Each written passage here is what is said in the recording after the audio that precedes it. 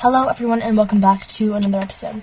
It is me, Nora, and today we're doing a new series, and it's going to be called Sketchy Sundays, and it's going to come out mostly on Sundays. It could be Saturdays, or if you guys really like it, it could be every single day. It's not going to be every single day. It takes a long work, and this is my fourth time actually trying to do the audio, so I'm just going to hope for the best. But today's episode is going to be on Leafpool. Leafpool. Most people hate Leafpool. It's kind of fact, either you hate her or you love her. And I actually don't follow with that. I actually don't really hate her. I don't really love her either. She's just a developed character. But we start off our story in Midnight. She's one of the character leads, which is kind of useless. Because, it is. But she's one of the leads, and her mentor is Cinderpelt, and she can have this weird thing with Squirrelflight. She then realizes, or has this prophecy on her shoulders. Not her prophecy. It's not about her. It's just she can't tell anyone about it, even her sister, who she's very close with in the first book. I think it was Cinderpelt's prophecy. It was someone's. But that's a prophecy. She can't tell, but it's supposedly on Squirrelflight and Brambleclaw. Before I say anything, spoilers will 500% be in this video. And if you are not ready for spoilers and you have not read Power of 3, New Prophecy, or Omen of the Stars, you probably should leave. Unless you don't care, and you're never going to read the books anyway, so it doesn't matter. But, she has this prophecy, but she knows that Squirrelflight will leave. So before Squirrelpaw leaves, I should say, she comes up to her and just kind of revamps all these herb knowledge. Kind of like when Cinderpelt.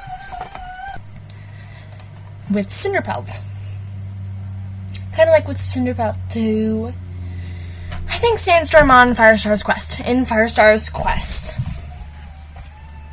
So, kind of resemblance there with the authors, but in the next book, Moonrise, not very shown, except I think she got picked up by Two Legs, which, I think for sure, or was that Dawn? I don't know, but it was either in one of those.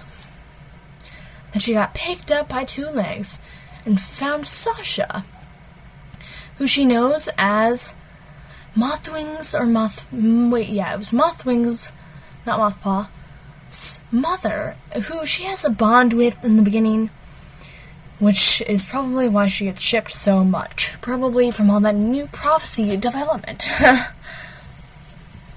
Anyway, in Dawn, she doesn't do anything really at all. Well, she does stuff, but nothing to really take time up in the video for. I think went to Rivercline to help with the oil issue. Starlight, she comes and I think tells Willowpaw, Mothwing's apprentice, to believe in StarClan.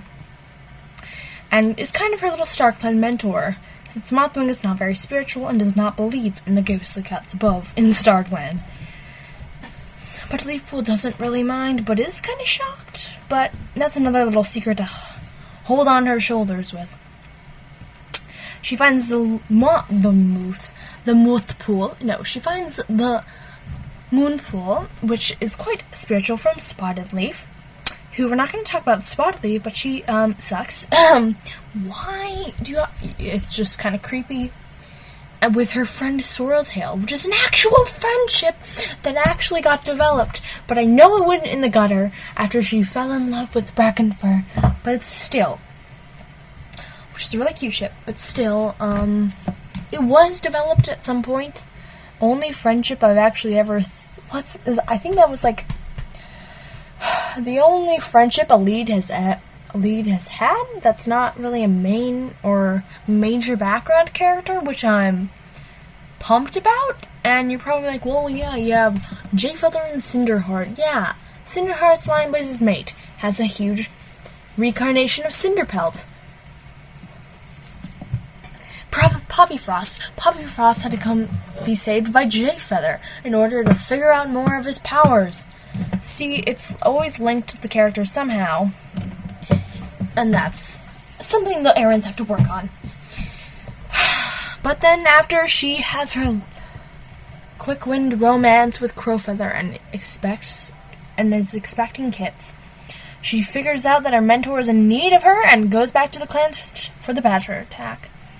Her mentor dies, and she has to break off her thing with Crowfeather and become the main medicine cat of ThunderClan.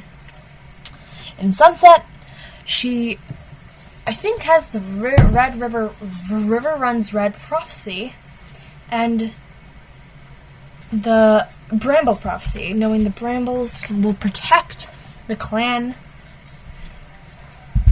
And that's all of New Prophecy. But then we get to Power of 3. She realizes that she had kits and gave kits. But there were her kids. But Squirrelflight takes them, but this is not going to be a Squirrelflight episode, so I'm not going to go too in depth about the whole Squirrelflight drama subplot. But after that, she has these kits, and then Hollyleaf kills Ashfur, realizing that her parents, her mother, who she thought was her mother, and her father, who she thought was her father, are not her parents in the whole fire scene. Leafpool realizes, after Ashfur's body is brought back and founded, that the fur in Ashfur's claws is Hollyleaf's, which is quite odd. And I'm not sure if I already went over this, but I gave Leafpool a brown tabby, and it's in the books, with white chest and paws. And I gave her a head swoop to symbolize Sandstorm's head swoop, which I will do an episode on her eventually. Sandpaw, Sandstorm I meant, and then Squirrelflight was so happy, but also to symbolize Leafstar, the leader of SkyClan. I know they're not actually related, but Firestar does see at the end of Firestar's quest that they named their kit Leaf Kit. He thinks it's because of Spotted Leaf, but it's not. It's actually because of Leafstar, the SkyClan leader they found on his quest. I think I said journey, it's quest. I gave her menacing, almost intimidating eyes, a little unnerving for clanmates to come to her, and a scar on her shoulder to symbolize the time of the Badger attack and how she was forever marked. And the scene I drew was probably right after she realized that it was Ashfur's murderer was her own daughter, Hollyleaf. She's guiltily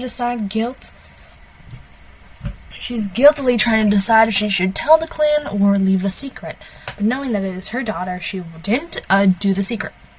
I don't think it ever really gets out there. Wait, yeah. I think it does, actually. And then she quits her job for almost 3 books, I think. Which is actually really sad, because she was a medicine cat for a while. But back in Vision of Shadows, she becomes the medicine cat again. But in Vision of Shadows, she was basically just, oh, you need a medicine cat, take the medicine cat. Oh, you need a medicine cat, take the... Here's Shadow Clan, our mentor, Leafpool, can be your kid's mentor, apprentice, Puddleshine. So that kind of sucks. But that is why I think Leafpool is an interesting character. But I also didn't mention how I actually really think that Crowfeather should pick Leafpool StarClan, knowing that is his longest relationship. It's not his longest relationship. It's his happiest relationship. It's canon. So it's not like Feathertail, because Feathertail wasn't actually his mate. It was just a high school romance. He had kits. It was happy, and they would have stayed forever if Midnight the Badger didn't come and waltz it up. So yeah, those are my reasons. But that's all for today. If you want to see more, like and subscribe and ring that notification bell to get notified when I post new episodes, which are going to be every single day. Not actually going to be on every single day. Sketchy Sundays are going to mostly be on Sundays. But yeah, if you have any, like, oh, you should do this, oh, you should do that, comment down below. I'll most likely do them. So, yeah. There's still speed paint left. It's kind of laggy, but yeah, that's all for today. Want to see more? Like and